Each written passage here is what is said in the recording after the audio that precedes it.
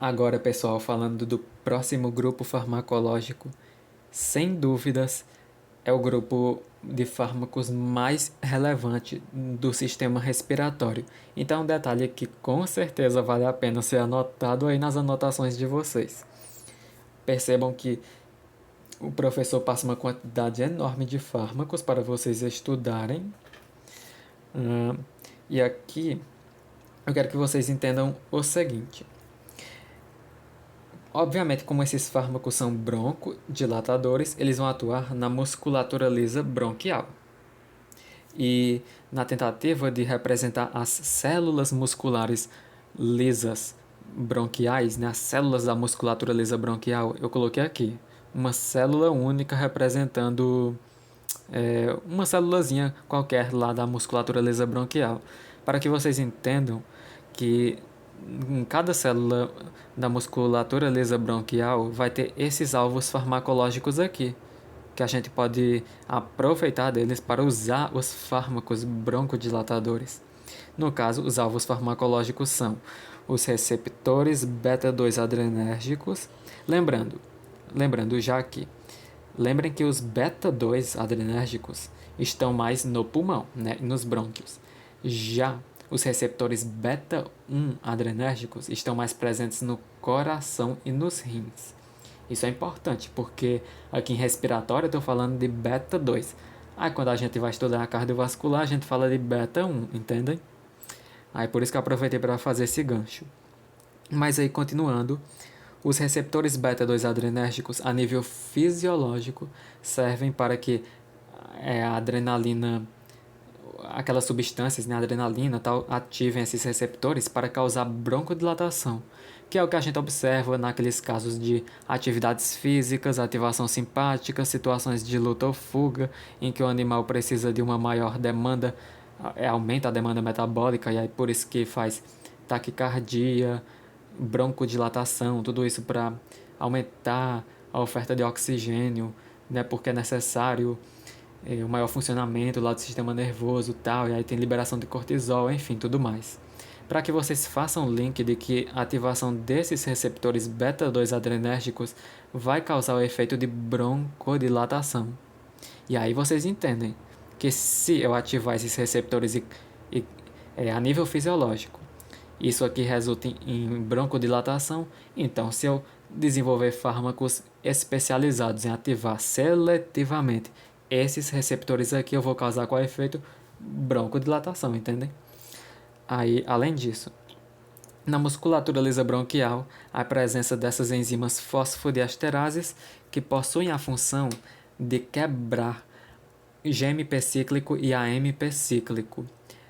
Normalmente, dependendo do tipo da fosfodiesterase, vai importar mais um ou outro, ou mais o AMP cíclico ou mais o GMP cíclico. Nesse caso aqui de respiratório, o que vai importar para a gente vai ser o AMP cíclico, ok? Para que vocês entendam que se a fosfodiesterase serve para degradar o AMP cíclico, ela vai contribuir diretamente para a broncoconstrição, ok? Lembrem disso, porque justamente se a fosfodiesterase faz broncoconstrição, qual é a lógica de eu me aproveitar dela para causar broncodilatação? Inibindo ela. Aí por isso que existem os fármacos lá, as metilxantinas, que já eu vou comentar. Eu só estou falando da fisiologia primeiro para vocês conseguirem entender melhor essa parte básica primeiro antes de partir para os fármacos. E por último, né, lembrem que temos receptores muscarínicos para a ligação da acetilcolina para causar o efeito de broncoconstrição. Afinal de contas, lembrem, estamos falando aqui de situações em que há maior predominância ali do parasimpático, né, com liberação de acetilcolina e tal, que nesses casos aí, como são situações em que o animal fica em estado mais relaxado, mais tranquilo, são situações em que a demanda metabólica diminui. E aí por isso que nessas situações aí, fisiológicas mesmo, há esses receptores muscarínicos presentes na musculatura lisa bronquial com o objetivo de causar broncoconstrição. Mas entendam, essa broncoconstrição aqui a nível fisiológico não é para entupir a passagem de ar pelos brônquios, não, entendam. A nível fisiológico, Isso aqui é importante para reduzir a oxigenação, porque como são situações em que o animal vai estar relaxado, ou seja, com uma demanda metabólica menor, ele não vai precisar respirar tanto oxigênio. É por isso que existe esse mecanismo de causar broncoconstrição via receptores muscarínicos, entendem? Porque senão o sangue ficaria muito oxigenado.